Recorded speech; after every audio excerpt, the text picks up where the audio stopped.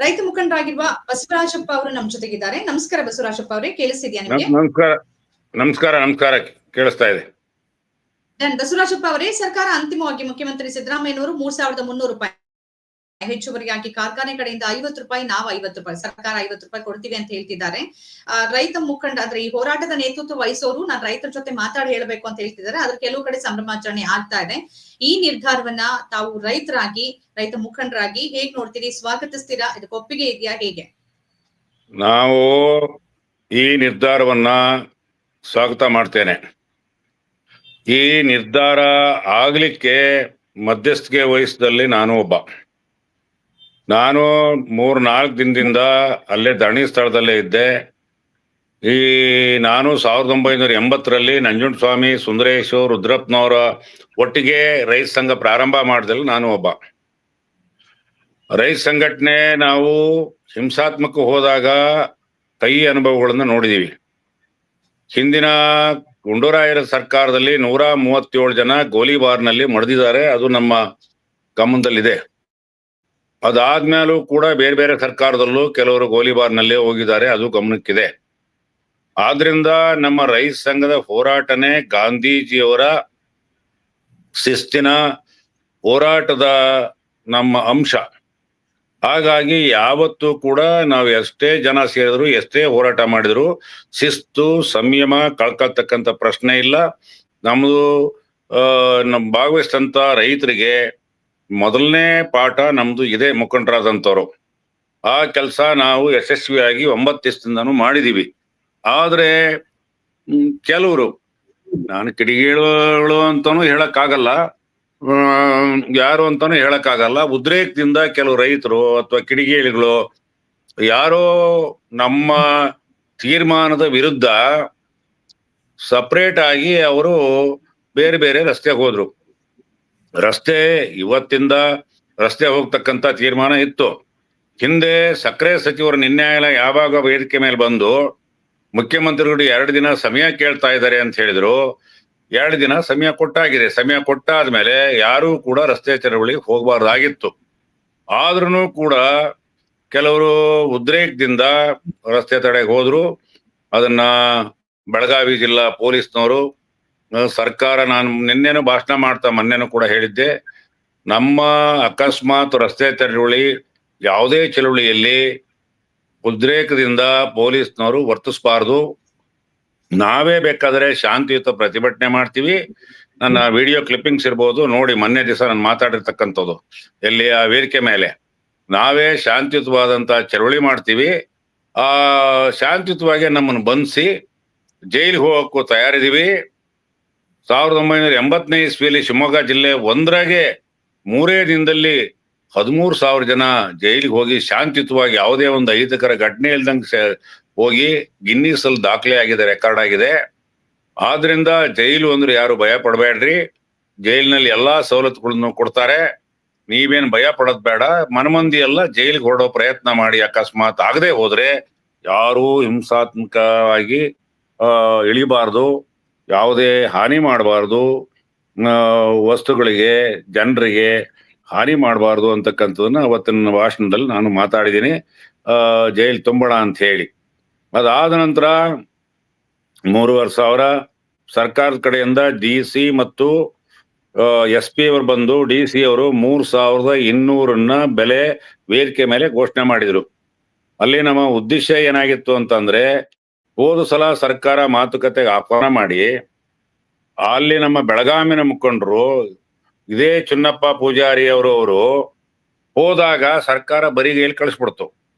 ಬರಿಗೈಲಿ ಕಳಿಸಿದಾಗ ಬೆಂಗಳೂರಿಂದನ ಇಲ್ಲೇ ರೈತರು ಆಕ್ರೋಶ ವ್ಯಕ್ತ ಮಾಡಿದ್ರು, ನೀವ್ ಯಾಕೆ ಬೆಂಗಳೂರಿಗೆ ಹೋದ್ರಿ, ಚಳವಳಿ ಯಾಕೆ ನಿಲ್ಸಿರಿ ಅಂತ ಹೇಳಿ. ಆ ಕಹಿ ಅನುಭವದ ಹಿನ್ನೆಲೆಯಲ್ಲಿ ಬೆಳಗಾಂ ಜಿಲ್ಲೆಯ, ಬಾಗಲಕೋಟೆ, ಬಿಜಾಪುರ ಜಿಲ್ಲೆಯ ರೈತ ಮುಖಂಡರು ಯಾವುದೇ ಕಾರಣಕ್ಕೂ ನಾವು ಬರ್ಲಿಕ್ಕೆ ಸಾಧ್ಯ ಇಲ್ಲ, ಎಲ್ಲೂ ಬರಲ್ಲ, ನಮಗೆ 3,000, ಅವತ್ತು 3,200 ಹೇಳಿದಾಗ 3,400 ಹೇಳಿದ್ರು, 3,400 ಘೋಷಣೆ ಮಾಡ್ಬೇಕು ಅಂತ ಹೇಳಿದ್ರು. ಆಮೇಲೆ ನಮಗೆ ಮುಖ್ಯಮಂತ್ರಿ ಕಚೇರಿಯಿಂದ ಸಂಪರ್ಕ ಮಾಡಿದ್ರು. ಸಂಪರ್ಕ ಮಾಡಿ ಮಾತುಕತೆಗೆ ಬರದೆ ಹೋದ್ರೆ ಹೇಗೆ ಇದು ಮುಕ್ತಾಯ ಮಾಡೋದು ಹೇಗೆ ಅಂತ ಹೇಳಿ, ಆಮೇಲೆ ಇಲ್ಲ ವಿಡಿಯೋ ಕಾನ್ಫರೆನ್ಸ್ ನಲ್ಲಿ ಅವ್ರು ಮಾತಾಡ್ತಾರೆ.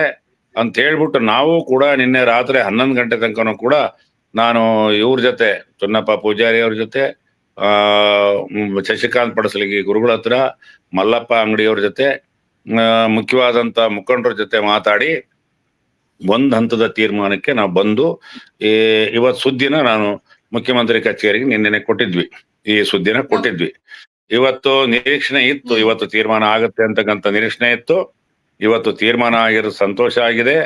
ಆದ್ರೆ ಇದು ರಾಜ್ಯ ಸರ್ಕಾರ ತಡ ಮಾಡ್ತು ಅಂತಕ್ಕಂಥ ಒಂದು ಆಪಾದನೆಯನ್ನ ರಾಜ್ಯ ಸರ್ಕಾರಕ್ಕೆ ಮಾಡ್ತೀನಿ. ಆಮೇಲೆ ಇನ್ನೊಂದು, ಇದರಲ್ಲಿ ರಾಜ್ಯ ಸರ್ಕಾರಕ್ಕಿಂತ ಕೇಂದ್ರ ಸರ್ಕಾರದ ಜವಾಬ್ದಾರಿ ಹೆಚ್ಚಿದೆ. ಇಲ್ಲಿ ಸಂಪೂರ್ಣ FRP ನಿಗದಿ ಮಾಡ್ತಕ್ಕಂಥದ್ದು ಕೇಂದ್ರ ಸರ್ಕಾರ, ಹಣ ಬೆಲೆ ನಿಗದಿ ಮಾಡ್ತಕ್ಕಂಥದ್ದು ಕೇಂದ್ರ ಸರ್ಕಾರ, ರಾಜ್ಯ ಸರ್ಕಾರಕ್ಕೆ ಯಾವ ಅಧಿಕಾರನೂ ಇಲ್ಲ. ಆದ್ರಿಂದ FRPಯಲ್ಲಿ ಕೇಂದ್ರ ಸರ್ಕಾರ ಮೋಸ ಮಾಡ್ತು. 9.5 ರಿಕವರಿಗೆ ಘೋಷಣೆ ಮಾಡ್ತಕ್ಕಂಥ 10.25 ರಿಕವರಿ ಮಾಡಿದ್ರು. ಒಂದು ಪಾಯಿಂಟ್ ಜಾಸ್ತಿ ಮಾಡಿ 300 ರೂಪಾಯಿ ಜಾಸ್ತಿ ಮಾಡಿದ್ರು. ಆದ್ರಿಂದ ಅಲ್ಲಿ 10.25ಕ್ಕೆ ಏನ್ FRP ನಿಗದಿ ಮಾಡ್ತಕ್ಕಂಥದ್ದೇ ಅದು ದೋಷಪೂರಿತ ಆಗಿದೆ. ಅದನ್ನ ಕೇಂದ್ರ ಸರ್ಕಾರ ಸರಿಪಡಿಸ್ಬೇಕು ಅಂತ ತಮ್ಮ ಮೂಲಕ ಒತ್ತಾಯ ಮಾಡ್ತಾ ಇದ್ದೀನಿ. ರಾಜ್ಯ ಸರ್ಕಾರನು ಕೂಡ ಇವ್ರ ಜೊತೆ ಹೋಗ್ತಾರೆ. ಆದ್ರೆ ಕೇಂದ್ರದ ಮಂತ್ರಿಗಳು, ಈಗ ಪ್ರಹ್ಲಾದ್ ಜೋಶಿ ಇರ್ಬೋದು ಅಥವಾ ಇನ್ನೂ ಅನೇಕರು, ರಾಜ್ಯ ಸರ್ಕಾರ ಜವಾಬ್ದಾರಿಯುತವಾಗಿ ನಡ್ಕೊಳ್ಬೇಕು, ರೈತರ ಸಮಸ್ಯೆ ಬಗೆಹರಿಸಬೇಕು ಅಂತ ಮೊದ್ಲಿಂದ ನೀವು ಹೋರಾಟ ಆರಂಭ ಮಾಡಿದಾಗ್ಲಿಂದ ಇಲ್ಲಿ ತನಕನೂ ಹೇಳ್ಕೊಂಡ್ ಬರ್ತಾನೆ ಇದ್ದಾರೆ. ಈಗ ನಮಗೆ ಬರ್ತಿರೋ ಮಾಹಿತಿ ಏನಂತಂದ್ರೆ, ಸಭೆಯಲ್ಲಿ ಕೆಲವು ಬಿಜೆಪಿ ಮತ್ತು ಇತರ ಸಕ್ಕರೆ ಕಾರ್ಖಾನೆಗಳ ಮಾಲೀಕರು 50 ರೂಪಾಯಿ ಕೊಡೋದಕ್ಕೂ ಒಪ್ಕೊಂಡಿಲ್ಲ. ಕೊನೆಗೆ ಮುಖ್ಯಮಂತ್ರಿಗಳು ಸಿಟ್ಟಾದ್ರು ಅಂತ. ಒಂದ್ ಕಡೆ ವಿಜೇಂದ್ರ ಅವ್ರು ಬಂದು ನಿಮ್ ಹೋರಾಟಕ್ಕೆ ಬೆಂಬಲ ಸೂಚಿಸಿ ಅಲ್ಲಿ ಊಟ ಮಾಡಿ ನಿಮ್ ಜೊತೆಗೆ ಇರ್ತಾರೆ, ಇನ್ನೊಂದು ಕಡೆಯಲ್ಲಿ ಹೀಗಾಗತ್ತೆ. ಇದೇನಿದು ದ್ವಂದ್ವ? ವಿಜಯೇಂದ್ರ ಅವರಿಗೆ FRP ಮೋಸ ಆಗಿದ್ದನ್ನ ಹೇಳಿದೆ. ನಾನು ಕೇಂದ್ರ ಸರ್ಕಾರ ಜೊತೆ ಮಾತಾಡ್ತೀನಿ, ಅಮಿತ್ ಶಾ ಅವ್ರ ಜೊತೆ ಮಾತಾಡ್ತೀನಿ ಅಂತ ಹೇಳೋಗಿದ್ದಾರೆ. ಆಮೇಲೆ ಪ್ರಹ್ಲಾದ್ ಜೋಶಿ ಆಗ್ಲಿ, ಸೋಮಣ್ಣರಾಗ್ಲಿ, ಯಾರೇ ರಾಜ್ಯದ ಬಿಜೆಪಿ ಮುಖಂಡರಾಗ್ಲಿ, ಅವರು ಕೇಂದ್ರ ಸರ್ಕಾರದ ಜವಾಬ್ದಾರಿಯಿಂದ ನುಣುಚ್ಕೊಳ್ಳಿಕ್ಕೆ ಬರಕ್ ಸಾಧ್ಯ ಇಲ್ಲ.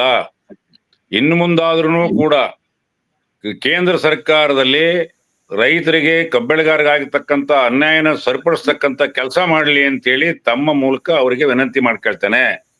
ರಾಜ್ಯ ಸರ್ಕಾರಕ್ಕೆ ಸೀಮಿತವಾದಂತ ಓಕೆ, ನಿಮ್ ಜೊತೆ ಮಾತನಾಡ್ತೀನಿ. ಹಿರಿಯ ಪತ್ರಕರ್ತರು ಮತ್ತು ರಾಜಕೀಯ ವಿಶ್ಲೇಷಕರು ಆಗಿರುವ ಋಷಿಕೇಶ್ ಬಹದ್ದೂರ್ ದೇಸಾಯಿ ಅವರು ನಮ್ಮನ್ನ ಸೇರ್ಕೊಳ್ತಿದ್ದಾರೆ. ನಮಸ್ತೆ ಋಷಿಕೇಶ್ ಅವರೇ. ನಮಸ್ಕಾರ.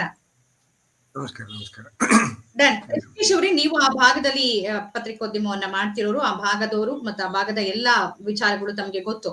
ಪ್ರಮುಖವಾಗಿ 3 ವಿಚಾರಗಳನ್ನ ನಿಮ್ ಮುಂದೆ ಇಡಕ್ಕೆ ಇಷ್ಟಪಡ್ತೀನಿ. ಅದ್ರ ಬಗ್ಗೆ ತಮ್ಮ ಪಾಯಿಂಟ್ ಆಫ್ ವ್ಯೂ ಅನ್ನ ಹೇಳಿ. ಒಂದು, ಮುಖ್ಯಮಂತ್ರಿ ಸಿದ್ದರಾಮಯ್ಯ ಇವತ್ತು ರಾಜಣ್ಣವರ ಮನೆಯಲ್ಲಿ ಅವರಿಗೆ ಒಂದು ಔತಣಕೂಟ ಆಯ್ತು. ಬೆಳಗ್ಗೆಯಿಂದ ಸಂಜೆ ತನಕ ಮ್ಯಾರಥಾನ್ ಚರ್ಚೆಗಳಾಯ್ತು. ಕೆಲವು ಸಕ್ಕರೆ ಕಾರ್ಖಾನೆ ಮಾಲೀಕರುಗಳು 50 ರೂಪಾಯಿ ಕೊಡೋದಕ್ಕೆ ಒಪ್ಪಲಿಲ್ಲ, ಸಿಟ್ಟಾದ್ರು ಅನ್ನೋದು ಇನ್ಸೈಟ್ ಮಾಹಿತಿ. ಸಿದ್ದರಾಮಯ್ಯನವರು ಇವತ್ತು ನಡೆಸಿರುವ ಸಭೆ ಮತ್ತು ಔಟ್ಕಮ್ ಬಗ್ಗೆ ತಮ್ಮ ಪಾಯಿಂಟ್ ಆಫ್ ವ್ಯೂ ಏನು? ಎರಡನೇದು, ಈ ಬಾರಿ ಪೊಲೀಸರು ಅತ್ಯಂತ ಸಂಯಮದಿಂದ, ಒಂದ್ ಕಡೆಯಲ್ಲಿ ಅವ್ರ ಮೇಲೆ ಕಲ್ಲು ತೂರಾಟ ಆಗಿ ಸ್ವಲ್ಪ ಕೈಗಳೆಲ್ಲ ಮುರಿದೋದ್ರು ಕೂಡ ಎಲ್ಲೂ ಅವರು ಲಾಠಿ ಬೀಸೋ ಪ್ರಯತ್ನ, ಅಂದ್ರೆ ಅನಿವಾರ್ಯವಾಗಿ ಸ್ವಲ್ಪ ಚದುರಿಸೋ ಕೆಲಸ ಮಾಡಿದ್ರು ಬಿಟ್ರೆ ಯಾವುದೇ ರೀತಿ ತೊಂದರೆ ಆಗದಂತೆ ಅತ್ಯಂತ ಸಂಯಮದಿಂದ ನಡ್ಕೊಂಡಿದ್ದಾರೆ. ಇದ್ರ ಬಗ್ಗೆ ಏನ್ ಹೇಳ್ತೀರಿ? ಮತ್ತು ಕೆಲವು ರೈತ ಮುಖಂಡರು ಏನ್ ಹೇಳ್ತಿದ್ದಾರೆ ಅಂತಂದ್ರೆ ಕಿಡಿಗೇಡಿಗಳು ಸೇರ್ಕೊಂಡಿದ್ದಾರೆ ಅಂತ. 3 ವಿಚಾರದ ಬಗ್ಗೆ ತಮ್ಮ ಪಾಯಿಂಟ್ ಆಫ್ ವ್ಯೂ ಏನು? ಇಲ್ಲಿ ನೋಡಿ, ಇವತ್ತಿನ ಘಟನೆ ಸಣ್ಣ ವಿಷಯ, ಶುಗರ್ ಕೇನ್ ಲಾರ್ಜರ್ ಇಶ್ಯೂ. ಇವತ್ತಿನ ಘಟನೆ ಹೇಳ್ಬಿಡ್ತೇನೆ ಫಸ್ಟ್ ನಾನು ನಿಮ್ಗೆ. ರೈತರ ಮೇಲೆ ಗೋಲಿಬಾರ್ ಮಾಡೋದಾಗ್ಲಿ, ಲಾಠಿ ಚಾರ್ಜ್ ಮಾಡೋದಾಗ್ಲಿ ಹಿಂದೆ ಬೇರೆ ಬೇರೆ ಪಾರ್ಟಿ ಅವರು ಇದ್ದಾಗೂ ಮಾಡಿದ್ದಾರೆ, ಕಾಂಗ್ರೆಸ್ ಇದ್ದಾಗೂ ಮಾಡಿದ್ದಾರೆ, ಬಿಜೆಪಿ ಇದ್ದಾಗ ಮಾಡಿದ್ದಾರೆ. ಆದ್ರೆ ಈ ತರ ಮಾಡಿದವರು ರೈತರಲ್ಲ ಅಂತ ಹೇಳೋದು ಒಂದು ಲೈನ್ ಇದೆ ಅಲ್ವಾ, ಅದು ಬಹಳ ಡೇಂಜರಸ್ ಲೈನ್. ಅದು ಯಡಿಯೂರಪ್ಪ ಅವರು ಮುಖ್ಯಮಂತ್ರಿ ಇದ್ದಾಗ ಹಾವೇರಿಯಲ್ಲಿ ಗೋಲಿಬಾರ್ ಆದಾಗೂ ಪೊಲೀಸರು ಇದೇ ರಿಪೋರ್ಟ್ ಕೊಟ್ಟಿದ್ರು. ಅದನ್ನ ಗವರ್ಮೆಂಟ್ ಅವರು ಓಪನ್ ಆಗಿ ಹೇಳಿದ್ರು, ಮಿನಿಸ್ಟರ್ಗಳು ಹೇಳಿದ್ರು, CC ಪಾಟೀಲ್ ಹೇಳಿದ್ರು, ಯಡಿಯೂರಪ್ಪ ಅವ್ರು ಅವ್ರು ರೈತರೇ ಅಲ್ಲ, ಅವ್ರು ಕಿಡಿಗೇಡಿಗಳಂತ ಹೇಳೋದು ಹೇಳ್ತಾರೆ. ಇದ್ರಲ್ಲಿ 2 ವಿಷಯ ಇದೆ ನೋಡ್ರಿ. ಬಹಳ ಜನ ಸೇರಿದಾಗ ಮಾಬ್ ಮೆಂಟಾಲಿಟಿ ಆಗ್ತದೆ, ಯಾರು ಹೆಚ್ಚು ಕಡಿಮೆ ಆಗಿ ಹಿಂಸೆ ಆಗ್ಬೋದು ಅಂತ ಹೇಳೋದು ಬೇರೆ, ಅದು ಬಹಳ ಸೆನ್ಸಿಟಿವ್ ಮಾತು. ಅವ್ರು ರೈತರೇ ಅಲ್ಲ, ಅವ್ರು ಅಂತ ಹೇಳೋದು ಬಹಳ ಡೇಂಜರಸ್ ಆದ ಮಾತು. ಅದನ್ನ ಯಾರು ಹೇಳ್ಬಾರ್ದು. ಇವತ್ತು ಬಿಜಾಪುರದಲ್ಲಿ ವೈ ಪಾಟೀಲ್ರು ಹೇಳಿದ್ದಾರೆ ಅಂತ ಹೇಳ್ತಾ ಇದ್ದಾರೆ. ಆದ್ರೆ ಇದೇನ್ ಲಾಜಿಕ್ ಇದೆ ಅಲ್ವಾ? ಅಂದ್ರೆ ಯಾರು ಏನ್ ಮಾತಾಡ್ತಾ ಇದ್ದಾರೆ ಅನ್ನೋದಕ್ಕಿಂತ ಜಾಸ್ತಿ ಯಾರು ಮಾತಾಡ್ತಾ ಇದ್ದಾರೆ ಅಂತ ಹೇಳೋದು, ಅದು ಟಿಪಿಕಲ್ ಬಿಜೆಪಿ ಲಾಜಿಕ್ ಅದು. ಈಗ ಉದಾಹರಣೆಗೆ ಡೆಲ್ಲಿಯಲ್ಲಿ ರೈತರು ಕುತ್ಕೊಂಡಾಗ ಅವ್ರು ರೈತರೆಲ್ಲ ಅವ್ರು ಖಲಿಸ್ತಾನಿಗಳು ಅಂತ ಹೇಳಿದವರು ಅವ್ರೆ. ಹಾವೇರಿಯಲ್ಲಿ ಪೊಲೀಸ್ ವ್ಯಾನಿಗೆ ಬೆಂಕಿ ಹಚ್ಚಲಿಕ್ಕೆ ಹೋಗಿದ್ರು, ಅದಕ್ಕೆ ನಾವು ಹೊಡೆದ್ವಿ ಅಂತ ಹೇಳಿದ್ರು ಅವ್ರೆ.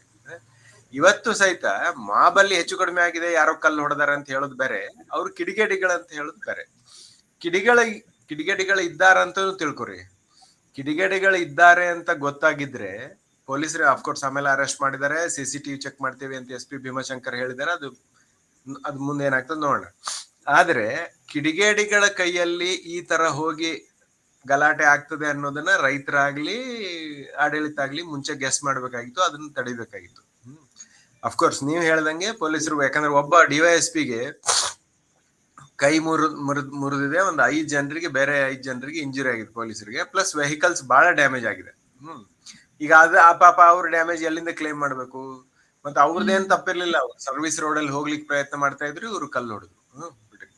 ಇದು ಬಹಳ, ಇದನ್ನ ಯಾವುದೇ ಲೆವೆಲಿನ ರೈತ ನಾಯಕರಾಗ್ಲಿ, ಅದು ಜಿಲ್ಲೆ ಲೆವೆಲಿನ ರೈತ ನಾಯಕರಾಗ್ಲಿ, ರಾಜ್ಯದ ಲೆವೆಲಿನ ರೈತ ನಾಯಕರಾಗ್ಲಿ, ಇದನ್ನ ಕೇರ್ಫುಲ್ ಆಗಿ ಅವಾಯ್ಡ್ ಮಾಡ್ಲಿಕ್ಕೆ ಪ್ರಯತ್ನ ಮಾಡ್ಬೇಕು. ಇದು ಇವತ್ತಿನ ಮಾತು. ಆದ್ರೆ ಜನರಲಿ ನಾನ್ ನಿಮ್ಗೆ ಹೇಳ್ತೀನಿ, ಈ ಇಡೀ ಶುಗರ್ ಕೇನ್ ಪ್ರೊಟೆಸ್ಟರ್ ಮಿಸ್ಡೈರೆಕ್ಟೆಡ್. ಅವ್ರಿಗೆ ಪಾಪ ರೈತರಿಗೆ ಹಿಂದೆ ನಂಜುಂಡಸ್ವಾಮಿ ಅವ್ರು ಇದ್ದಾಗ ಏನೋ ಒಂದು ಲೀಡರ್ಶಿಪ್ ಇತ್ತಲ್ಲ, ಅದು ಅಕಾಡೆಮಿಕ್ ಲೀಡರ್ಶಿಪ್ ಇತ್ತು. ಅವ್ರು ಓದ್ಕೊಂಡಿದ್ದವ್ರು ಆದ್ರೂ, ಸಬ್ಜೆಕ್ಟ್ ಗೊತ್ತಿತ್ತು ಅವರಿಗೆ, ಅವರಿಂದ ನೀಟಾಗಿ ಇವ್ರಿಗೆ ಗೈಡೆನ್ಸ್ ಸಿಗ್ತಾ ಇತ್ತು. ಈಗಿನ ರೈತ ಸಂಘದ ಯಾವುದೇ ಸೌತ್ ಕರ್ನಾಟಕದಾಗ್ಲಿ ನಾರ್ತ್ ಕರ್ನಾಟಕದಾಗ್ಲಿ ಅಂತ ಸ್ಕಾಲರ್ಲಿ ಅಥವಾ ಅಕಾಡೆಮಿಕ್ ಲೀಡರ್ಶಿಪ್ ಇಲ್ಲ. ಉದಾಹರಣೆಗೆ ಈ ಗುರ್ಲಾಪುರದಲ್ಲಿ 9 ದಿವಸ ಆಯ್ತು ಇವತ್ತಿಗೆ, ಅಲ್ಲಿ ಎಷ್ಟೋ ಸಾವಿರಾರು ಜನ ಸೇರಿದ್ದಾರೆ. ಅವರಿಗೆ FRP ಯಾರು ಫಿಕ್ಸ್ ಮಾಡ್ತಾರೆ, ಅಥವಾ ಶುಗರ್ ಕಂಟ್ರೋಲ್ ಆರ್ಡರ್ ಯಾರು ಕೊಡ್ತಾರೆ, ಅಥವಾ ಎಥನಾಲ್ ಪಾಲಿಸಿ ಯಾರು ಡಿಸೈಡ್ ಮಾಡ್ತಾರೆ, ಎಕ್ಸ್ಪೋರ್ಟ್ ಇಂಪೋರ್ಟ್ ಆರ್ಡರ್ಸ್ ಯಾರು ಇಶ್ಯೂ ಮಾಡ್ತಾರೆ ಅಂತ ಕೇಳಿದ್ರೆ ಬಹಳ ಜನರಿಗೆ ಗೊತ್ತಿಲ್ಲ. ಅವ್ರಿಗೆ ತಿಳಿಸಿ ಹೇಳುವಂತಹ ಪ್ರಯತ್ನ ಆಗಿಲ್ಲ. ಇನ್ಫ್ಯಾಕ್ಟ್ ನಿನ್ನೆ ಶಿವಾನಂದ್ ಪಾಟೀಲ್ರು ಬೆಳಗಾವಿಗೆ ಬಂದಾಗ ಅವರು ಮೊದಲನೇ ಬಾರಿಗೆ, ನೀವು ನನ್ನನ್ನು ಕೇಳ್ತಾ ಇದ್ದಿರಲ್ಲ, ಕೇಂದ್ರದ ಸಕ್ಕರೆ ಮಂತ್ರಿ ಸಹಿತ ಕರ್ನಾಟಕದ ರಾಜ್ಯದವರೇ ಇದ್ದಾರೆ, ಅವ್ರ ಹೆಸರು ಯಾರು ಹೇಳ್ತಾ ಇಲ್ಲ ಅಂತ ಹೇಳಿದ ಮೇಲೆ ಮೀಡಿಯಾದಲ್ಲಿ ಮತ್ತು ರೈತ ಮುಖಂಡರು ಕೇಂದ್ರ ಸರ್ಕಾರ ಅಂತ ಮಾತಾಡ್ತಾ ಇದ್ದಾರೆ. ಇಲ್ಲ ಅಂದ್ರೆ ಇಷ್ಟು ದಿವಸ ಸಿದ್ದರಾಮಯ್ಯನ ಬೈಕೊಂಡೇ ಇದ್ರು ಅವರು. ಶಿವಾನಂದ್ ಪಾಟೀಲ್ರ ಫೋಟೋಗೆ ಅವ್ರು ತೀರು ಹೋಗಿದ್ದಾರೆ ಅಂತ ಹೇಳಿ ಮಾಲೆ ಹಾಕಿದ್ರು. ಬೇರೆ ಬೇರೆ ನಾಯಕರ ಫೋಟೋಗಳನ್ನ ನಾಯಿ ಮತ್ತು ಎಮ್ಮೆಗೆ ಕಟ್ಟಿ ಮೆರವಣಿಗೆ ಮಾಡಿದ್ರು. ಅದು ಅವ್ರ ತಪ್ಪಲ್ಲ, ಅವ್ರ ಮಾಬು ಅವ್ರಿಗೆ ಸಿಟ್ಟಿಗಿದೆ. ಆದ್ರೆ ಅವರಿಗೆ ಇಂಥ ಸೂಕ್ಷ್ಮಗಳನ್ನ ತಿಳಿ ಹೇಳುವಂತ ನಾಯಕತ್ವ ಅವ್ರ ಹತ್ರ ಇಲ್ಲ. ಎಸ್ಪೆಷಲಿ ನಮ್ಮಲ್ಲಿ ಬೆಳಗಾವಿಯಲ್ಲಿ ಏನ್ ಇಬ್ರು ಲೀಡರ್ಸ್ ಇದ್ದಾರಲ್ಲ, ಒಬ್ರು ಚೂನಪ್ಪ ಪೂಜಾರಿ ಅಂತ, ಇನ್ನೊಬ್ರು ಶಶಿಕಾಂತ್ ಪಡಸಲ್ಗಿ ಅಂತ, ಈಗ ಅವ್ರು ಸ್ವಾಮೀಜಿ ಆಗ್ಯಾರ, ಶಶಿಕಾಂತ್ ಗುರೂಜಿ ಅಂತ ಜನ ಅವ್ರಿಗೆ ಹೇಳ್ತಾ ಇದ್ದಾರೆ. ಅವರಿಗೆ ಉದಾಹರಣೆಗೆ ಈ FRP ಪಾಲಿಸಿ ಆಯ್ತು, ಎಥನಾಲ್ ಆಯ್ತು, ಅಥವಾ 10.25 ಮಾಡಿದ್ದು 9.5 ಇದ್ದದ್ದು, ಅಥವಾ 3.46 ಆಡ್ ಮಾಡಬೇಕು, ರಿಡ್ಯೂಸ್ ಮಾಡಬೇಕು, ಅದ್ರ ಬಗ್ಗೆ ಅವ್ರಿಗೆ ಕ್ಲಾರಿಟಿ ಇಲ್ಲ. ಇದು ಎಲ್ಲರಿಗಿಂತ ದೊಡ್ಡ ಡ್ಯಾಮೇಜ್ ಆಗಿದ್ದು ಏನಂದ್ರೆ, ಅವ್ರು ಮಂಡ್ಯದವ್ರು ಯಾರೋ ಒಬ್ರು ಮಿನಿಸ್ಟರ್ ತಮ್ಮನ ಮಗ, ಅವರು ಮಂಡ್ಯ ಶುಗರ್ಸ್ ಅಂತ ಏನೋ ಮಾಡ್ಕೊಂಡಾರ. ಅವರು ಕೆಲವು ತಿಂಗಳ ಹಿಂದೆ ಒಂದು ಪಾಡ್ಕಾಸ್ಟ್ ಅಲ್ಲಿ 1 ಟನ್ ಕಬ್ಬಿನಿಂದ ರಾಜ್ಯ ಮತ್ತು ಕೇಂದ್ರ ಸರ್ಕಾರಗಳು 14,500 ರೂಪಾಯಿ ಟ್ಯಾಕ್ಸ್ ತಗೋತವೆ ಅಂತ ಹೇಳ್ಬಿಟ್ರು. ಅವ್ರು ಅದಕ್ಕೆ ಯಾವ ಡಾಕ್ಯುಮೆಂಟೇಶನ್, ಅದ್ರ ಯಾವ ಬ್ಯಾಕ್ ಗ್ರೌಂಡ್ ಕೊಟ್ಟಿಲ್ಲ. ಅದರಿಂದಾಗಿಯೇ ಇದಿಷ್ಟು ಚರ್ಚೆ ಆಗ್ತಾ ಇದೆ. ಇವತ್ತು ಯತ್ನಾಳ್ ಅದಕ್ಕೆ ವಿರೋಧ ಮಾಡಿ ಹೇಳಿದಾರಲ್ಲ. ಯತ್ನಾಳ್ ಯಾಕೆ ವಿರೋಧ ಮಾಡ್ತಾರೆ, ಅವ್ರಿಗೆ ಬೇರೆ ಕಾರಣ ಇರ್ಬೋದು. ಬಟ್ GST ಆಯ್ತು, ಮತ್ತೊಂದಾತು, ಯಾವ್ದೇ ಟ್ಯಾಕ್ಸ್ ಆಯ್ತು, ಅದನ್ನ ಡಿಟೇಲ್ ಆಗಿ ಅವ್ರಿಗೆ ತಿಳಿಸುವ ಪ್ರಯತ್ನ ಮಾಡಿಲ್ಲ, ಅಥವಾ ಈಗಿನ ರೈತ ನಾಯಕರು ತಿಳ್ಕೊಂಡಿಲ್ಲ.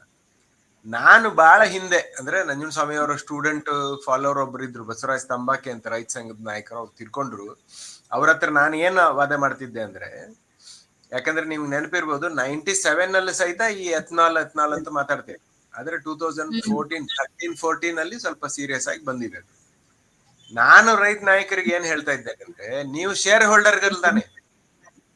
ಉತ್ತರ ಕರ್ನಾಟಕದಾಗಂತೂ ಕೋಆಪರೇಟಿವ್ ಫ್ಯಾಕ್ಟರಿಗಳನ್ನ ಮಾಡಿದಲ್ಲಿ ಅವ್ರನ್ನ ರೈತರನ್ನ ಶೇರ್ ಹೋಲ್ಡರ್ ಅಂತಾನೆ ಕರೆಯಲಾಗ್ತದೆ. ರೈತರು ಶೇರ್ ಹೋಲ್ಡರ್ ಅಂತ ಆದ್ರೆ ಕಾರ್ಖಾನೆಯ ಎಲ್ಲಾ ಉತ್ಪನ್ನಗಳ ಲಾಭದಲ್ಲಿ ಅವ್ರಿಗೆ ಶೇರ್ ಸಿಗ್ಬೇಕು. ಇದು ಒಂದು ಆಂಗಲ್. ಆದ್ರೆ ಕಾರ್ಖಾನೆ ನಾಳೆ ನಷ್ಟಪಟ್ಟು, ಉದಾಹರಣೆಗೆ 2017 ಅಲ್ಲಿ ಇಡೀ ಇಂಡಿಯಾದಲ್ಲಿ ಎಲ್ಲಾ ಕಾರ್ಖಾನೆಗಳು ಲಾಸ್ ಅನುಭವಿಸಿದ್ವು ಅಂತ ಅವ್ರು ಹೇಳ್ತಾರೆ. ಕಾರ್ಖಾನೆಗಳು ಲಾಸ್ ಅನುಭವಿಸಿದ್ರೆ ರೈತರು ಲಾಸ್ ಅನುಭವಿಸ್ಲಿಕ್ಕೂ ರೆಡಿ ಇರಬೇಕು. ಇಲ್ಲ ನಿಮ್ಮ ರಾ ಮಟೀರಿಯಲ್ ಅನ್ನ ನೀವು ರಾ ಮಟೀರಿಯಲ್ ಅಂತ ಮಾರಾಟ ಮಾಡಬೇಕು, ಅವ್ರು ಕೊಟ್ಟಿದ್ದ ರೇಟ್ ತಗೊಳ್ಬೇಕು. ನಿಮಗೆ ಅದಕ್ಕೆ ರೆಡಿ ಇಲ್ಲ ಅಂತಂದ್ರೆ ಪ್ರತಿ ಉತ್ಪನ್ನ, ಉದಾಹರಣೆಗೆ ಇಲ್ಲಿ ತನಕ ಅಗ್ರಿ ಮೋಸ್ಟ್ ಟೆಕ್ನಾಲಜಿಕಲಿ ಸ್ಯಾವಿ ಯಾವ ಶುಗರ್ ಫ್ಯಾಕ್ಟ್ರಿಗಳು ಇದ್ದಾವಂತ ನೀವು ತಗೊಂಡ್ರೆ ಕರ್ನಾಟಕದಲ್ಲಿ 81 ಇದೆ. ಅದ್ರಲ್ಲಿ ಒಂದು ಮಾತ್ರ ಗವರ್ಮೆಂಟ್, 80 ಬೇರೆ ಬೇರೆ ಇದ್ದಾವ. ಅದ್ರಾಗ ಹೆಚ್ಚು ಕಡಿಮೆ ಹೆಚ್ಚಿನ ಪಕ್ಷ ಪ್ರೈವೇಟ್ ಇದೆ, ಕೋಆಪರೇಟಿವ್ ಕಡಿಮೆ ಇದೆ. ಇರ್ಲಿ, ಅವರು ಬಹಳ ಎಫಿಷಿಯಂಟ್ ಆಗಿ ಶುಗರ್ ಫ್ಯಾಕ್ಟರಿ ನಡೆಸ್ತಾ ಇದ್ದಾರೆ ಅಂದ್ರೆ ಅವ್ರು ಸುಮಾರು ಒಂದು 6 ರಿಂದ 7 ಉಪ ಉತ್ಪನ್ನಗಳನ್ನು ಮಾಡ್ತಾರೆ. ಅದರಲ್ಲಿ ನೀವು ಪರ್ಸೆಂಟೇಜ್ ಅಂತ ಹೇಳಿ ರೈತರಿಗೆ ಕೊಡೋದಾದ್ರೆ ನೀವು ಪ್ರತಿ ವರ್ಷ ಒಂದು ಫಿಗರ್ ಸಲುವಾಗಿ ಜಗಳ ಮಾಡೋದು ತಪ್ಪು. ಲಾಸ್ಟ್ ಇಯರ್ 3400, ಈ ವರ್ಷ 3500 ನೀವು ಮಾಡೋದು. ಇವತ್ತಂತೂ CM ಮೀಟಿಂಗ್ ಅಲ್ಲಿ ಯಾವ ಫ್ಯಾಕ್ಟರಿಯವರು ಒಪ್ಪಲಿಲ್ಲಂತೆ. ಕೊನೆಗೆ CM ಜೋರು ಮಾಡಿ ನಾನು ಗವರ್ಮೆಂಟ್ ಆರ್ಡರ್ ಹೊರಡಿಸ್ತೇನೆ, ನೀವು ಅದನ್ನ ಪಾಲಿಸಲೇಬೇಕು ಅಂದಾಗ ನಿರಾಣಿಯವರು, ಅವರು 20 ಫ್ಯಾಕ್ಟರಿ ಇದೆ ಅವ್ರ ಫ್ಯಾಮಿಲಿಯಲ್ಲಿ. ನಿರಾಣಿಯವರು ಕೊಡ್ಲಿಕ್ಕೆ ಸಾಧ್ಯನೇ ಇಲ್ಲ ಸರ್, ನಮಗೆ 50 ರೂಪಾಯಿ ಅಂದ್ರೆ 100 ಕೋಟಿ ರೂಪಾಯಿ ಆಗ್ತದೆ, ನನ್ಗೆ ನೀವು ಬಹಳ ಒತ್ತಾಯ ಮಾಡಿದ್ರೆ ನಾ ಫ್ಯಾಕ್ಟ್ರಿ ಕೊಟ್ಟು ಬಿಡ್ತೇನೆ, ನಿಮಗೆ ಕೊಡ್ತೇನೆ ಅಂತ ಅಂದ್ರಂತ. ಅವಾಗ CM ನಾನ್ ತಗೊಂಡು ಏನು ಮಾಡ್ಲಿ, MB ಪಾಟೀಲ್ರಿಗೆ ಕೊಡ್ರಿ ಅಂದ್ರೆ, MB ಪಾಟೀಲ್ರು ನಾನ್ ತಗೊಂಡು ಏನು ಮಾಡ್ಲಿ ಅಂತ. ಆಮೇಲೆ ಅವ್ರು ಇಲ್ಲ ನೀವು ಸಾಲ ಕೊಡೋದಾದ್ರೆ MB ಪಾಟೀಲ್ರು ತಗೋತಾರೆ ಅಂತ ಅವ್ರು ಏನೋ ತಮಾಷೆ ಮಾಡಿದ್ದಾರೆ. ರೈತರು ಏನ್ ತಿಳ್ಕೊಬೇಕು ಅಂದ್ರೆ ಎಲ್ಲಾ ಸಾಹುಕಾರರು ಒಂದೇ, ಅವ್ರು BJP ಅವರಾಗ್ಲಿ, ಕಾಂಗ್ರೆಸ್ನವರಾಗ್ಲಿ, JDS ನವರಾಗ್ಲಿ. ಯಾಕಂದ್ರೆ ಈ 3 ಪಾರ್ಟಿಗಳು ಕರ್ನಾಟಕವನ್ನ ಬೇರೆ ಬೇರೆ ಕಾಲಕ್ಕೆ ಆಳಿ ಹೋಗಿದೆ. ಬಟ್ 3 ಪಾರ್ಟಿಗಳು ಆಳುತ್ತಿರುವಾಗಲೂ ರೈತರ ಹಣೆ ಬರ ಒಂದೇ ಆಗಿದೆ. ಆದ್ರೆ ರೈತ ಮಾಲೀಕರು ಇವತ್ತು CM ಹೇಳಿದಾರಲ್ಲ, ಫ್ಯಾಕ್ಟ್ರಿ ನಡೆಸೋದು ಲಾಸ್ ಮೇಕಿಂಗ್ ಅಂದ್ರೆ ನೀವು 2-3 ಫ್ಯಾಕ್ಟ್ರಿ ಯಾಕೆ ಮಾಡಿದ್ರಿ ಅಂತ. ಅದು ಬಹಳ ವ್ಯಾಲಿಡ್ ಕ್ವೆಶನ್. ನನ್ನ 3ನೇ ಪಾಯಿಂಟ್ ಏನು, ನಾ ಯಾವಾಗ್ಲೂ ಏನ್ ಹೇಳ್ತಾ ಇರ್ತೇನೆ ಅಂದ್ರೆ, ಈಗ ನೋಡ್ರಿ, ಇಲೆಕ್ಟ್ರಿಸಿಟಿ ಕ್ಷೇತ್ರಕ್ಕೆ KERC ಇದೆ, ಟೆಲಿಕಾಮ್ಗೆ ರೆಗ್ಯುಲೇಷನ್ಗೆ TRAI ಇದೆಯಾ. ಹಂಗೆ ಶುಗರ್ ಫ್ಯಾಕ್ಟ್ರಿಗಳು ಅಥವಾ ಕೋಆಪರೇಟಿವ್ ಫ್ಯಾಕ್ಟ್ರಿಗಳಿಗೆ ಅವರ ಪ್ರೈಸಿಂಗ್, ಅವರ ತೂಕ ಮತ್ತು ಅವರ ರಿಕವರಿ, ಇವು 3ನ್ನ ರೆಗ್ಯುಲೇಟ್ ಮಾಡ್ಲಿಕ್ಕೆ ಒಂದು ಇಂಡಿಪೆಂಡೆಂಟ್ ರೆಗ್ಯುಲೇಟರ್ KERC ತರ ಇರಬೇಕು. ಯಾಕೆ ಅಂದ್ರೆ ಇವತ್ತಿನ ತನಕ ಇರುವ ಹೆಚ್ಚು ಎಲ್ಲಾ ಕಾಯ್ದೆಗಳು ಕೇಂದ್ರದ ಕಾಯ್ದೆಗಳು.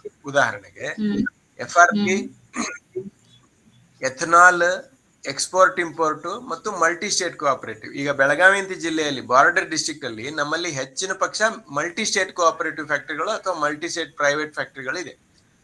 ಅವಕ್ಕೆ ನಿಯಂತ್ರಣ ಮಾಡೋದು ರಾಜ್ಯ ಸರ್ಕಾರ ಅಲ್ಲ, ಅವು ಬರೋದು ಕೇಂದ್ರ ಸರ್ಕಾರಕ್ಕೆ ಅಲ್ವಾ. ಹಿಂಗಾಗಿ ರಾಜ್ಯ ಸರ್ಕಾರದ ವ್ಯಾಪ್ತಿ ಕಡಿಮೆ ಇದೆ. ಒಂದು ಇಂಡಿಪೆಂಡೆಂಟ್ ರೆಗ್ಯುಲೇಟರ್ ಮಾಡಿದ್ರೆ ಅವಾಗ ಈಗ ಏನಾಗ್ತದೆ, 90% ಅಥವಾ 95% ರೈತರು ರಿಟರ್ನ್ ಅಗ್ರಿಮೆಂಟ್ ಮಾಡ್ಕೊಳ್ಳೋದಿಲ್ಲ ಫ್ಯಾಕ್ಟರಿ ಹತ್ರ. ಒರಿಜಿನಲ್ ಶುಗರ್ ಆಕ್ಟ್ ಗಳೇನಿದಾವಲ್ಲ, ಶುಗರ್ ಕಂಟ್ರೋಲ್ ಆರ್ಡರ್ ಇರ್ಬೋದು, ಆಕ್ಟ್ ಗಳಿರ್ಬೋದು, ಕೋಆಪರೇಟಿವ್ ಆಕ್ಟ್ ಇರ್ಬೋದು, ಅದರಲ್ಲಿ ಇಂಡಸ್ಟ್ರಿಯಲ್ ಆಕ್ಟ್ ತರ ಡೆಪ್ಯೂಟಿ ಕಮಿಷನರ್ಗೆ ಅಥವಾ ಮತ್ತೊಬ್ಬರಿಗೆ ಲೇಬರ್ ಕಮಿಷನರ್ಗೆ ಪವರ್ ಇಲ್ಲ. ಉದಾಹರಣೆಗೆ ಒಂದು ಫ್ಯಾಕ್ಟರಿಯಲ್ಲಿ ಒಬ್ಬ ಕೆಲಸಗಾರನಿಗೆ ಸರ್ಕಾರದವರು, ಖಾಸಗಿ ಕಂಪನಿಯವರು ಸರಿಯಾಗಿ ಸಂಬಳ ಕೊಡ್ಲಿಲ್ಲ ಅಂತ ತಿಳ್ಕೊರಿ, it can be collected as land revenue arrears ಅಂತ ಆಕ್ಟ್ ಅಲ್ಲಿ ಡೆಪ್ಯೂಟಿ ಕಮಿಷನರ್ಗೆ, ಅಸಿಸ್ಟೆಂಟ್ ಕಮಿಷನರ್ಗೆ ಪವರ್ ಇದೆ. ಅಂತ ಪವರ್ ಶುಗರ್ ಕೇನ್ ಆಕ್ಟ್ ಗಳಲ್ಲಿ ಇಲ್ಲ. ಹಿಂಗಾಗಿ ನಾನು ಏನ್ ಹೇಳ್ತೀನಿ, ಒಂದು ನೀವು ಕೇಂದ್ರದ ಎಲ್ಲಾ ಶುಗರ್ ಕೇನ್ ಕಾನೂನುಗಳನ್ನು ತಿದ್ದಿ, ಇಲ್ಲ ಇಂಡಿಪೆಂಡೆಂಟ್ ರೆಗ್ಯುಲೇಟರ್ ಮಾಡಿ ಅಂತ ನಾ ಹೇಳ್ತೀನಿ. ಡನ್. ಓಕೆ, ಬಸವರಾಜಪ್ಪ ಅವರೇ, ಈಗ ಋಷಿಕೇಶ್ ಅವರು ಒಂದ್ 2-3 ಪಾಯಿಂಟ್ ಅನ್ನ, ಮುಖ್ಯವಾದ ಪಾಯಿಂಟ್ ಅನ್ನ ನಮ್ಮ ಮುಂದಿಟ್ಟಿದ್ದಾರೆ. ಒಂದು ಏನು ಅಂತಂದ್ರೆ, ರೈತ ಮುಖಂಡತ್ವ, ನಾಯಕತ್ವ, ಸಂಪೂರ್ಣವಾದ ಮಾಹಿತಿಯನ್ನ ಎಲ್ಲ ರೈತರಿಗೆ ತಿಳಿಸುವಲ್ಲಿ ವಿಫಲ ಆಗಿದೆ ಅಂತ. ಅದರಲ್ಲಿ ಪ್ರಮುಖವಾಗಿ ಅವ್ರು ಹೇಳಿದ್ರಲ್ಲ, ಈಗ FRP ಮತ್ತು MRP ಅನ್ನು ಯಾರು ನಿಗದಿ ಮಾಡ್ತಾರೆ, ರಾಜ್ಯ ಸರ್ಕಾರಕ್ಕೆ ಏನ್ ಅಧಿಕಾರ ಇದೆ. ಈಗ ರಾಜ್ಯ ಸರ್ಕಾರದ ಮೇಲೆ ಒತ್ತಾಯ ಹೇಳ್ತಿದ್ದೀರಿ, ಸರ್ಕಾರ ತನ್ನ ಕಡೆಯಿಂದ ಕೊಡಬೇಕು ಹೊರತು ಕಬ್ಬಿಗೆ ಬೆಲೆಯನ್ನ ನಿಗದಿ ಮಾಡುವಂತ ಅಧಿಕಾರ ಯಾರು ಕೊಡ್ಬೇಕು ಅನ್ನೋದನ್ನ, ಆ ಒಂದು ಉತ್ತರದಾಯಿತ್ವವನ್ನ ಒಂದ್ ನಿಗದಿ ಮಾಡುವಲ್ಲಿ ಮೊದಲ ಹಂತದಲ್ಲಿ ರೈತ ಮುಖಂಡರು ಯಶಸ್ವಿ ಆದ್ರ ಇಲ್ವಾ ತಿಳಿಸಿ ಹೇಳಿದ್ರ ಅನ್ನೋದು ಒಂದು. ಇನ್ನೊಂದು, ಈ ಸಂದರ್ಭ ಕಟಾವಿಗೆ ಬಂದಿದೆ, ಹಾಗಾಗಿ ಒಂದ್ ದೊಡ್ಡ ಮಟ್ಟದಲ್ಲಿ ಹೋರಾಟ ಆಗಿದೆ. ಅದಕ್ಕಿಂತ ಮುಂಚೆ ಅವ್ರು ಹೇಳಿದ್ರಲ್ಲ, ಒಂದು ಅಂಬ್ರೆಲಾ ಅಡಿ ತರುವ ನಿಟ್ಟಿನಲ್ಲಿ ಅಥವಾ ಯಾವ್ದಾದ್ರು ಒಂದು ರೆಗ್ಯುಲೇಟರಿ ಬೋರ್ಡ್, ಈಗ ಅವ್ರು ಹೇಳಿದ್ರು KERC ಇರ್ಬೋದು ಅಥವಾ BMRC ಅಲ್ಲಿ ಈ ತರದ್ ಯಾವ್ದಾದ್ರು ಒಂದ್ ಇದ್ರೆ ರೆಗ್ಯುಲೇಟ್ ಮಾಡೋದಕ್ಕಾಗತ್ತೆ ಅಂತ. ಅದಕ್ಕೊಂದು ದೀರ್ಘಕಾಲೀನ ಚಳುವಳಿಯ ಅಗತ್ಯ ಇದೆ. ಅದು ಯಾಕೆ ಆಗ್ತಿಲ್ಲ, ಏನ್ ಹೇಳ್ತೀವಿ ಇದ್ರ ಬಗ್ಗೆ? ಸಂಕ್ಷಿಪ್ತವಾಗಿರ್ಲಿ ಸರ್. ಅನ್ಮ್ಯೂಟ್ ಮಾಡ್ಕೊಂಡ್ಬಿಡಿ ಪ್ಲೀಸ್ ಸರ್, ನಿಮ್ ಆಡಿಯೋ ಅನ್ಮ್ಯೂಟ್ ಮಾಡ್ಕೊಳ್ಳಿ ಬಸವರಾಜಪ್ಪನವ್ರೆ. ಅವ್ರು ಹೇಳಿದ್ದು ಸಂಪೂರ್ಣ ಸತ್ಯ ಇದೆ. ಈಗ ನಾವು ಕೆಲವರಿಗೆ ಅಷ್ಟೇ, ನಮ್ಮಂತವರಿಗೆ ಕೆಲವರಿಗೆ ಸೀನಿಯರ್ ಯಾರಿದೀವಿ ರೈತ ಹೋರಾಟದಲ್ಲಿ ಭಾಗವಹಿಸ್ತಾರೋ ಅವರಿಗೆ ಈ ವಿಚಾರಗಳೆಲ್ಲ ಗೊತ್ತಿದಾವೆ, ಕಾಲಕ್ಕೆ ನಾವು ತಿಳ್ಕೊಳ್ತೀವಿ. ಆದ್ರೆ ಇತ್ತೀಚೆಗೆ ಹೋರಾಟಕ್ಕೆ ಧುಮುಕಿರೋ ಅಂತವ್ರಿಗೆ ಬಹುತೇಕ ಜನರಿಗೆ, ಅಂದ್ರೆ ಯಾರೋ ಒಂದು 4-5% ಜನರಿಗೆ ಗೊತ್ತಿರ್ಬೋದೇ ವಿನಃ ವಿಚಾರಗಳು ಬಹಳಷ್ಟು ಜನರಿಗೆ ಇನ್ನೂ 90-95% ಜನರಿಗೆ ಗೊತ್ತಿಲ್ಲ. ಅದನ್ನ ಈ ಚಳವಳಿ ಬಂದಾಗ ಅಷ್ಟೇ ನಾವು ಮಾತಾಡ್ತೀವಿ ಹೊರತು ಬೇರೆ ಸಂದರ್ಭದಲ್ಲಿ ಇದ್ರ ಬಗ್ಗೆ ಆಗ್ತಾ ಇಲ್ಲ. ನಾವು ಇನ್ಮುಂದೆ ಒಂದು ತಜ್ಞರನ್ನ ಕರೆಸ್ಕೊಂಡು, ಈಗ ಹೇಳಿದ್ರಲ್ಲ ವರದಿಗಾರ ಇಂಥವ್ರನ್ನು ಇಟ್ಕೊಂಡು ಒಂದು ಸೆಮಿನಾರ್ ಮಾಡಿ ಸೆಮಿನಾರ್ನಲ್ಲಿ ತಿಳಿಸ್ತಕ್ಕಂಥ ಅಗತ್ಯ ಇದೆ. ಆ ಕೆಲಸ ನಾವು ಮಾಡ್ತೀವಿ. ಸರ್ಕಾರನೂ ಕೂಡ ಶುಗರ್ ಕಮಿಷನರೇಟ್ ಏನಿದೆ ಅದು ಹಲ್ಕಿತ್ತು ಹಾವಾಗಿದೆ. ಇವತ್ತು ಕನಿಷ್ಠ ಒಂದು 100 ಜನ ಇರ್ತಕ್ಕಂಥ ಶುಗರ್ ಕಮಿಷನರ್ ಆಫೀಸಲ್ಲಿ ಬರೀ 5 ಮಂದಿ ಇದ್ದಾರೆ. ಅವ್ರು ಏನ್ ಮಾಡ್ತಾರೆ, ಅವರಿಗೆ 2 ಕೋಟಿ ರೂಪಾಯಿ ವರ್ಷಕ್ಕೆ ಬಡ್ಜೆಟ್ ನಿಗದಿ ಮಾಡಿದ್ದಾರೆ. ಇದು ಹೆಚ್ಚು ಮಾಡ್ಬೇಕಾದಂಥದ್ದು ಶುಗರ್ ಕಮಿಷನ್ ಆಫೀಸಿಂದ. ಶುಗರ್ ಕಮಿಷನರ್ ಆಫೀಸು ಎಲ್ಲೆಲ್ಲಿ ಸಕ್ಕರೆ ಕಾರ್ಖಾನೆ ಇದೆ ಆ ಸಕ್ಕರೆ ಕಾರ್ಖಾನೆಯಲ್ಲಿ ಈ ತರದ ರೈತರನ್ನ ಕರೆದು ಕಾನೂನ ತಿಳುವಳಿಕೆ ಕೊಡ್ತಕ್ಕಂಥದ್ದು ಮತ್ತು ವಿಚಾರ ಕೊಡ್ತಕ್ಕಂಥದ್ದು, ಸ್ಟೇಟು ಸೆಂಟ್ರಲ್ ಜವಾಬ್ದಾರಿ ಏನು ಅಂತ ಹೇಳ್ತಕ್ಕಂಥದ್ದು ಅದು ಮಾಡ್ಬೇಕು. ಅದು ಮಾಡ್ತಕ್ಕಂಥ ಅಗತ್ಯ ಇದೆ. ಆಮೇಲೆ ಎರಡನೇದು ಇಂಡಿಪೆಂಡೆಂಟ್ ಬಾಡಿ ಇರಬೇಕು ಅಂತಕ್ಕಂಥದ್ದು ಅದು ಕೂಡ ಸತ್ಯ. ಅದು ಯಾಕೆ ಅಂತಂದ್ರೆ ಯಾವ ಸರ್ಕಾರ ಬಂದ್ರು ಅವ್ರ ಸರ್ಕಾರದ ಪರವಾಗಿ ಮತ್ತೆ ಕೇಂದ್ರದಲ್ಲಿರೋ ದೂಷಣೆ ಮಾಡ್ತಾರೆ, ಕೇಂದ್ರದವರು ಸರ್ಕಾರದವರು ದೂಷಣೆ ಮಾಡ್ತಾರೆ, ಅವೈಜ್ಞಾನಿಕವಾಗಿ ದೂಷಣೆ ಮಾಡ್ತಾರೆ. ಜವಾಬ್ದಾರಿ ಇದ್ರೂ ಕೂಡ ಮರೆಮಾಚಿ ಸುಮ್ಮನೆ ದೂಷಣೆ ಮಾಡ್ತಾರೆ. ಆದ್ರಿಂದ ಇಂಡಿಪೆಂಡೆಂಟ್ ಆಗಿ ರೆಗ್ಯುಲೇಟ್ ಮಾಡ್ಲಿಕ್ಕೆ ರೆಗ್ಯುಲೇಟ್ ಅಥಾರಿಟಿ ಅಂತಕ್ಕಂಥ, ಅಂದ್ರೆ ಶುಗರ್ ಕಮಿಷನ್ರೇ ಮಾಡ್ಬೋದು.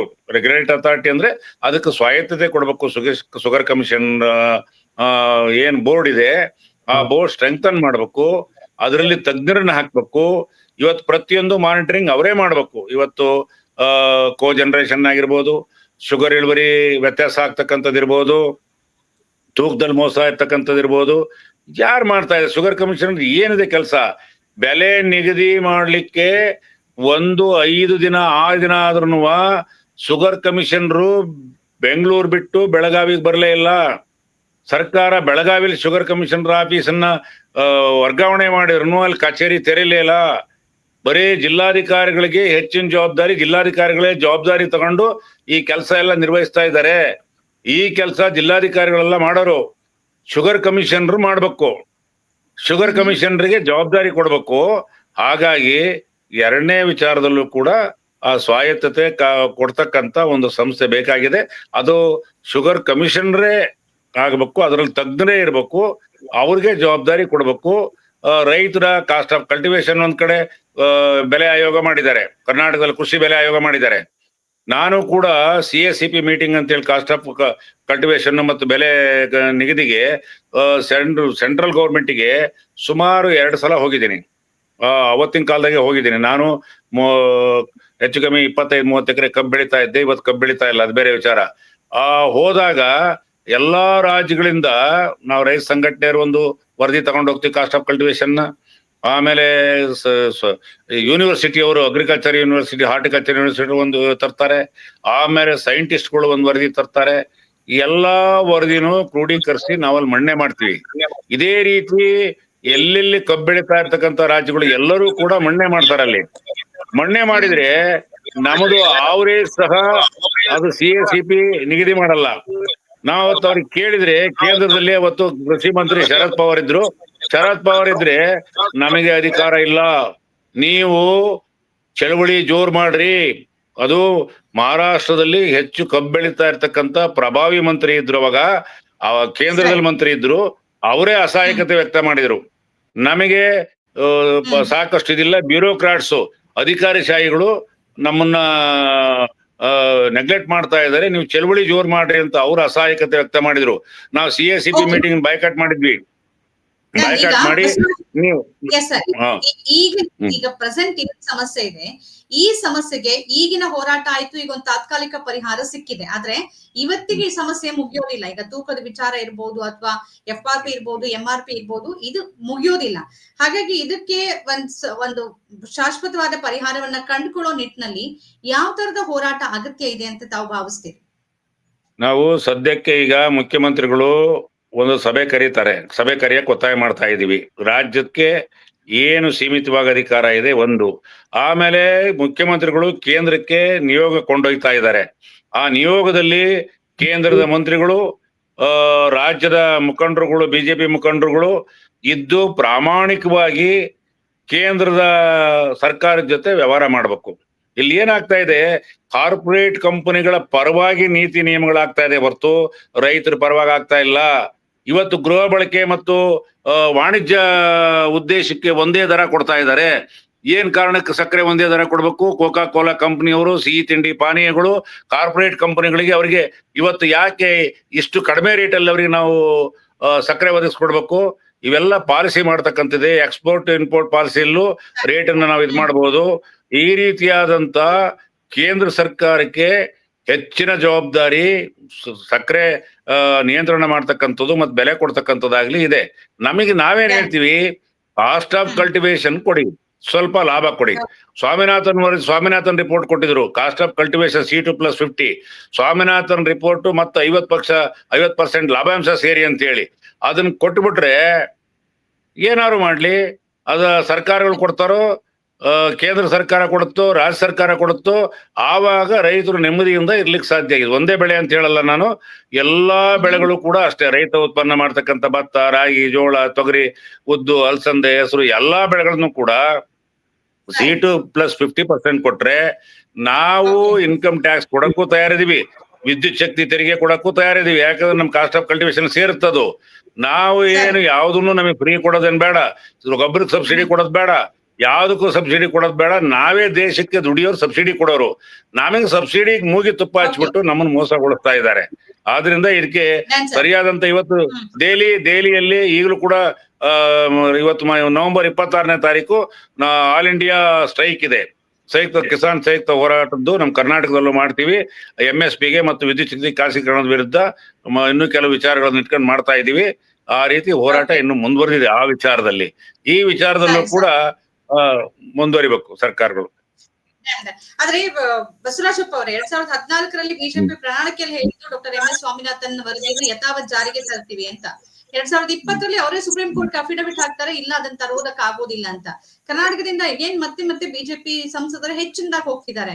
ಇಲ್ಲಿ ರೈತ ಚಳವಳಿ ಇನ್ನೂ ಹೆಚ್ಚು ಆಗ್ಬೇಕಾಗಿತ್ತು, ಕೇಳಬೇಕಾಗಿತ್ತು, ಬಟ್ ಅದಾಗ್ಲಿಲ್ಲ. ಸರ್ ಸರ್ ಒಂದೇ ನಿಮಿಷ. ಹೇಳಿ ಬಸವರಾಜಪ್ಪ. ಈ ವಿಚಾರದಲ್ಲಿ ಇಲ್ಲಿ ಭಾವನಾತ್ಮಕವಾಗಿ ಜನರ ಮನಸ್ಸನ್ನ ಸೆಳಿತಾ ಇದ್ದಾರೆ. ರೈತರು ಅಲ್ದೇನೆ ಇನ್ನೂ ತುಂಬಾ ಜನ ರೈತರು ಅಲ್ದವರು ಇದ್ದಾರೆ. ಅವರು ಬೇರೆ ಇಶ್ಯೂಸ್ ಅನ್ನ, ಜನರ ಸಮಸ್ಯೆ ಇಶ್ಯೂಸ್ ಅನ್ನ ಮರೆಸಿ ಬೇರೆ ಇಶ್ಯೂಸ್ ಅನ್ನ ತಂದು ಭಾವನಾತ್ಮಕವಾಗಿ ಗುಡಿ, ಗೋಪುರ, ದೇವಸ್ಥಾನ, ಹಿಂದೂ, ಮುಸ್ಲಿಮು ಈ ರೀತಿಯಾದಂತ ಭಾವನಾತ್ಮಕ ವಿಚಾರಗಳನ್ನ ತಂದು ಅವರು ಮತ ತಗೊಳ್ತಾ ಇದ್ದಾರೆ. ಇವತ್ತು ಕೂಡ ಜನರ ಸಮಸ್ಯೆ ಬಗ್ಗೆ ಚರ್ಚೆ ಮಾಡ್ತಾನೆ ಇಲ್ಲ.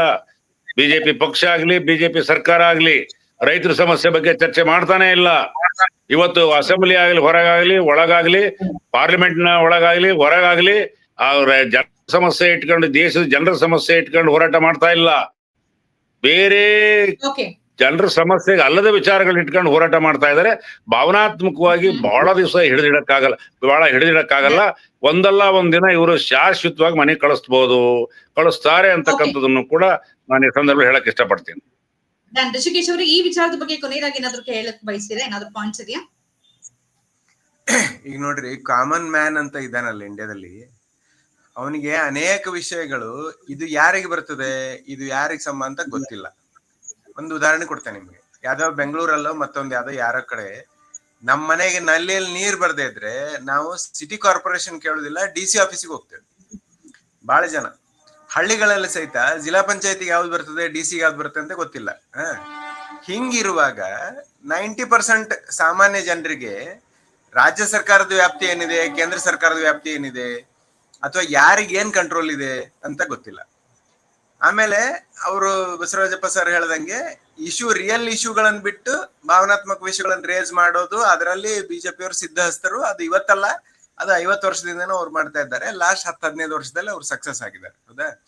ಫೈನಲಿ ವೋಟರ್ಗೆ ಜಾಗೃತಿ ಬರಬೇಕು, ರೈತರಿಗೆ ಜಾಗೃತಿ ಬರಬೇಕು. ನನ್ನ ನಾಳಿನ ಸಮಸ್ಯೆ ಏನು, ನನ್ನ ಎದುರುಗಡೆ ಇದನ್ನ ಯಾರು ಸಾಲ್ವ್ ಮಾಡಬಲ್ಲವರು ಅಂತ ಇರಬೇಕು. ಇನ್ನೊಂದು, ಸಾಲ್ವ್ ಯಾರು ಮಾಡೋದಿಲ್ಲೋ ಅವ್ರನ್ನ ಸೋಲಿಸುವ ಮತ್ತು ಇನ್ನೊಂದು ಆಲ್ಟರ್ನೇಟಿವ್ ಹುಟ್ಟು ಹಾಕುವ. ಯಾಕಂದ್ರೆ there is no meaning in electoral democracy without alteration ಅಂತ ಒಂದು ಮಾತಿದೆ. ನಾವು ನಾಯಕರನ್ನ ಬದಲಾಯಿಸದಿದ್ರೆ ಎಲೆಕ್ಟ್ರಲ್ ಡೆಮೋಕ್ರಸಿಗೆ ಅರ್ಥ ಇಲ್ಲ. ಸೊ ಫೈನಲಿ ಜನರಿಗೆ ಜಾಗೃತಿ ಬರಬೇಕು. ನಾವು ನಿಜವಾದ ಇಶ್ಯೂಗಳನ್ನ ರೇಸ್ ಮಾಡ್ತಾ ಇದ್ದೇವಾ ಅಥವಾ ನಾವು ನಮ್ಮ ಹೃದಯಕ್ಕೆ ಭಾವನೆಗೆ ಸಂಬಂಧಪಟ್ಟಿದ ಇಶ್ಯೂಗಳನ್ನ ರೇಸ್ ಮಾಡ್ತೇವೆ ಅಂತ ಜನರ ತಿಳ್ಕೊಬೇಕು ಅಷ್ಟೇ ಹೇಳ್ತೇನೆ. ಡನ್. ಓಕೆ, ಬಸವರಾಜಪ್ಪನವರೇ, ಈ ವಿಚಾರದ ಬಗ್ಗೆ ಇಷ್ಟೊತ್ತು ನಮ್ಮ ಜೊತೆಗೆ ಭಾಗಿಯಾಗಿ ತಮ್ಮ ಪಾಯಿಂಟ್ ಆಫ್ ವ್ಯೂ ನ ಹಂಚ್ಕೊಂಡ್ರಿ. ಧನ್ಯವಾದಗಳು ಸರ್. ನಮಸ್ಕಾರ. Thank you. ನಮಸ್ಕಾರ. ತಮಗೂ ನಮಸ್ಕಾರ. ಧನ್ಯವಾದಗಳು. Thank you.